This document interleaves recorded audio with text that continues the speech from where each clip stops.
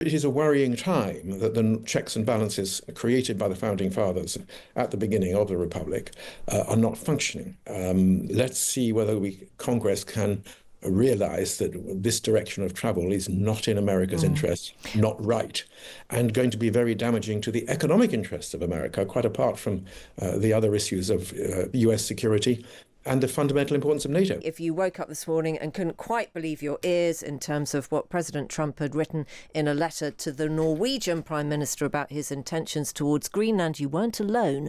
And that is the story that we're going to delve into now. Keir Starmer says Greenland's future is for its people and Denmark alone, despite Donald Trump's demand for it to be handed to the US. Any decision about the future status of Greenland belongs to the people of Greenland and the Kingdom of Denmark alone. That right is fundamental, and we support it. Starmer's press conference came after the announcement of American tariffs on the UK and 7 other countries over their stance on Greenland. The use of tariffs against allies is completely wrong. It is not the right way to resolve differences within an alliance. Nor is it helpful to frame efforts to strengthen Greenland's security as a justification for economic pressure. Such measures hurt British workers, British businesses, and the British economy. In one bright spot, Sir Keir did say that he doesn't think that the US military will be ordered to seize control of Greenland. Trump has ramped up his demands for control of the Danish territory this year, saying it's psychologically important to him. Let's talk now to Sir Peter Westmacott, who was Britain's ambassador to the US from 2012 to 2016. Sir Peter, very good afternoon from us. Good afternoon to you. I wonder if I can first ask you to use your very best diplomatic turn of phrase to tell us what you think of President Trump saying that because he didn't win the Nobel Peace Prize, he finds himself no longer obligated to think purely about peace. Well, I was one of those who, when I first saw it, did also wonder whether this was real or whether this was AI generated, because I thought it was so extraordinary, even though we'd already had some nonsensical statements from the president saying that America had been subsidizing Denmark and its allies by not charging them tariffs until now on their exports to the United States. I mean, he's obsessed with tariffs. He seems to still think it's the most beautiful word in the English language. So we've already been warmed up. But when this letter to the Norwegian Prime Minister came in, it was confirmed by the Norwegians that it was genuine. It told us, in a sense, what we knew, which is that he's absolutely obsessed again by the idea of getting a Nobel Peace Prize. And the fact that the leader of the opposition from Colombia gave him hers doesn't seem to be enough. It's a vanity project. In other words, it's not about national security. And I suppose it clarifies, if you like, for the rest of us, some of what we are dealing with. It also shows that there's no sign of him looking to find a compromise or find some way of working with allies on Arctic security of the way in which NATO partners have been suggesting. You know, all that's kind of brushed aside because he wants it for psychological reasons. And I'm afraid it's because he, I think, wants to go down with a legacy of having done something equivalent to the purchase of Alaska or the Louisiana land purchase back in the early 19th century. You know, this is the man who made America not only great again, but bigger again. This is part of it. So how do you deal with that is the real challenge. It is rather extraordinary. It is, I would say, somewhat irrational, choosing my words politely. And the Prime Minister, of course, felt, I think absolutely rightly, that he had to make a response to it. And it's a response which is in total harmony with the other European members of the alliance.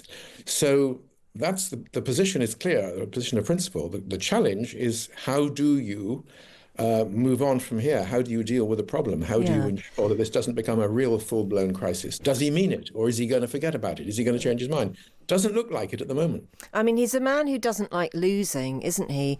So actually, in saying this is what I want to do, and being, I mean, almost like a child in telling us what his motivation is, which is, I want to make myself happy. I mean, it does seem unlikely that he would be able to find a way to back down that would retain that kind of patina of success in his head. The Prime Minister, who's obviously spoken to the President just yesterday, seems pretty clear that there's not going to be a military conquest of Greenland. Well, that's good if he's clear, because Trump has talked about military conquest, if that's what it takes. If he's changed his mind on that, good. But it seems he's not changed his mind about acquiring this bauble, this additional toy, as you put it, the child who goes into the toy shop and says, I want this, that, and the other, and I will not stamp my foot and not stop screaming until I get what I want. So it is a real challenge. I think let's take a little time out. There are an awful lot of people around the world, even some of his normal cheerleaders, who think this is a step too far. There are even some leading Republican Congress people, Senate and House, who think this is a step too far.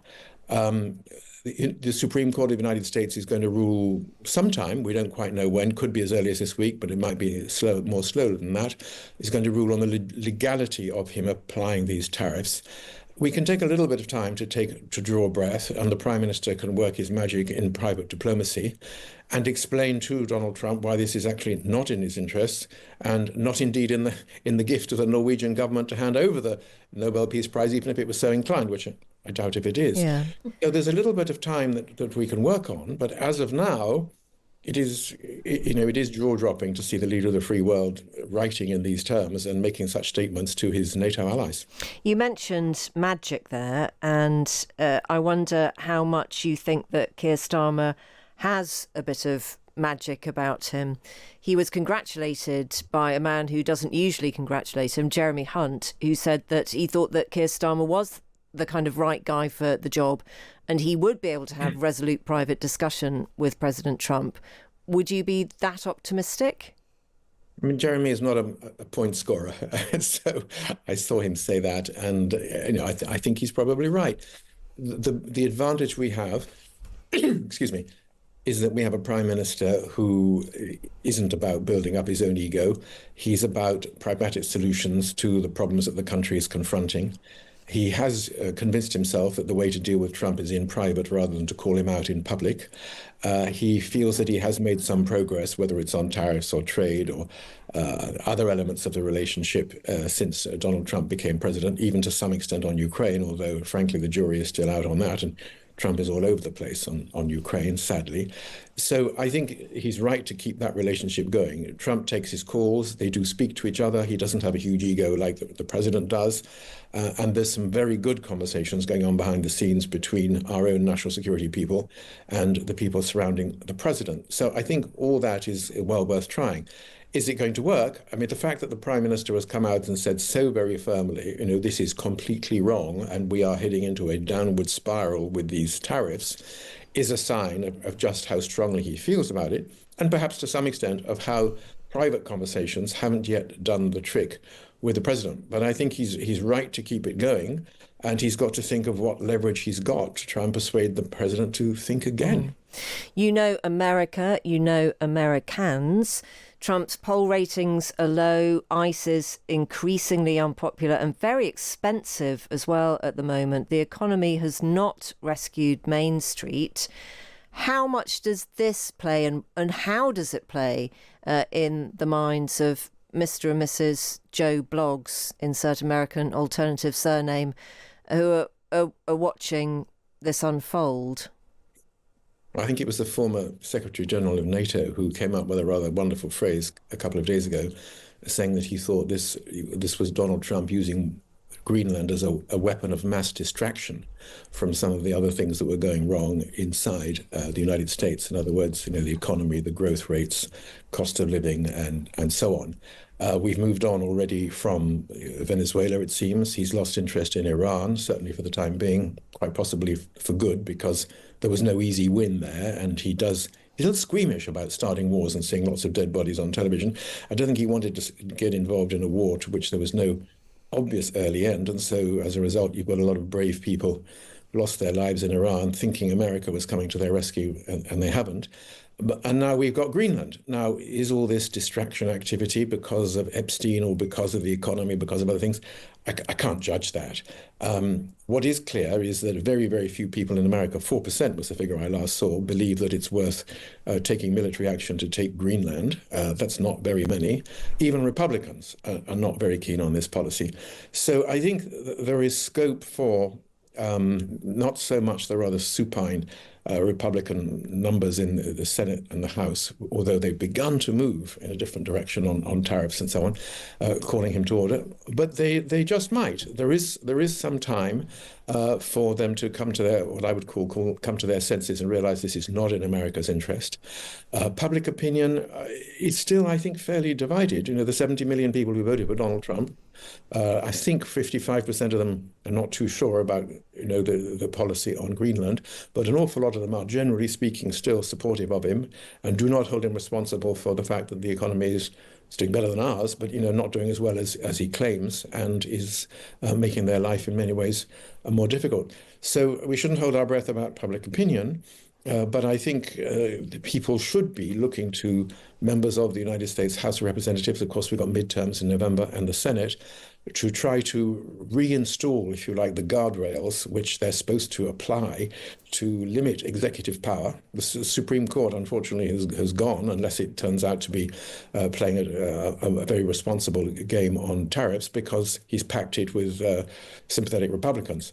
So it is a worrying time that the checks and balances created by the Founding Fathers at the beginning of the Republic are not functioning. Let's see whether Congress can realize that this direction of travel is not in America's interest, not right, and going to be very damaging to the economic interests of America, quite apart from the other issues of US security and the fundamental importance of NATO. Republicans, generally speaking, think NATO is a very good thing. They don't really want to see their president blowing it up. What about public opinion in Russia? Sometimes that is hard for us to gauge, but presumably Putin's hanging out the bunting, isn't he, over this? Public opinion, I can't begin to judge, but let's look at the level of the government there, or in China. I think they must be thrilled to bits. This is what they've been dying for. They want to see NATO weakened. That's one of the reasons why Trump, not Xi Jinping in China, by the way, but Putin was very keen on Brexit. He saw this as a means of weakening Europe, weakening NATO. He's thrilled to see what's going on here. And I think there's even been some public statement from Kremlin, more or less, endorsing the idea of America becoming more involved in Greenland. So the alliance in disarray, NATO looking weaker, America at loggerheads with its European allies. This is just what Putin wants, and it means that nobody's talking about the abominations that he's committing in Ukraine. Yeah. You may not be able to answer this question, because I'm not entirely sure anybody on the planet can answer this question, but Peter, I'm going to give it a go. You mentioned the speed at which Donald Trump's gaze travels across different areas of discord in the world. So we did have Venezuela, we did have Iran. I mean, it's hard to comprehend, isn't it? That was only 2 weeks ago. And now Greenland. Where next? Well, it's just 1 year, not quite, since Inauguration Day. And we got 3 more years of this, unless something extraordinary happens in the meantime. Where next? This Greenland thing is going to be there for a while. And even if Greenland calms down, either because people decide that tariffs are illegal or inappropriate or whatever, or he backs down, because sometimes he does throw these things out and then changes his mind. So we're not entirely sure where that is going. Ukraine is not going away, unfortunately, so I think that is out there for the duration. Iran was a huge story last week, and now, guess what? Nobody's talking about it because of Greenland. I don't know. That seems to me to be quite enough. The Venezuela story people have stopped talking about. But Venezuela is very much unfinished business. What's going to happen there? He was going to be running Venezuela. He's decided to work with the number 2 of the number 1 who they took out and are going to put on trial in America. The US oil companies don't seem to want to invest in Venezuelan oil production because it's too expensive. There's plenty out there for him to play with. And the thing we should keep in mind is that for the MAGA base, for the Trump political base, this sort of overseas adventurism is not what they voted for when they chose this president. They wanted Epstein files to be made public, and they wanted an end to faraway wars. They're not getting either of those things at the moment, and they got. And when do you think that catches up with Trump? It's very hard to tell. He will say things, and the people who want to believe it will believe it, even if it's not true. I suspect that the reality is the economy and the markets. Now, if the markets start to tank because they think that we're going to have a global tariff war, and then money is lost by his friends or in some of his own investments, then I think he might think again. And of course, as I was saying just now, it is not unheard of at all for Donald Trump to toss out these threats of horrific high-level tariffs and do nothing about it, whether or not somebody like the Chinese or the Brazilians, as they have in the past, stand up to him. He can move on or change subject. He's got people's attention. He's got them on edge. He's got people talking about him. They're not talking about subjects he doesn't want them to talk about. So, let's wait and see what really happens at the beginning of February when he says the first 10% of tariffs are going to be applied. Perhaps they won't be. Perhaps some of the private conversations that different leaders around the world are having with him and the businesses and the markets will make him think, maybe I don't need to do this, and maybe there are different ways in which I can solve the problem. The difficulty is that if it's really about national security, he doesn't need to have Greenland. And if it's a vanity project, it's going to be very difficult to talk him out of it. So there's plenty of work still to be done. There certainly is. That's a delicious British understatement. Thank you very much indeed for your time this afternoon. Sir Peter Westmacott was Britain's ambassador to the US from 2012 to 2016. It is breakneck speed, isn't it? Well, and it's exhausting for all of us. Yeah, this time last week we were talking about Iran. The week before that, I think it was Venezuela. Is it going to be the Isle of Dogs this time next week? We just don't know, do we? Terrifying but fascinating, let's be honest, at the same time.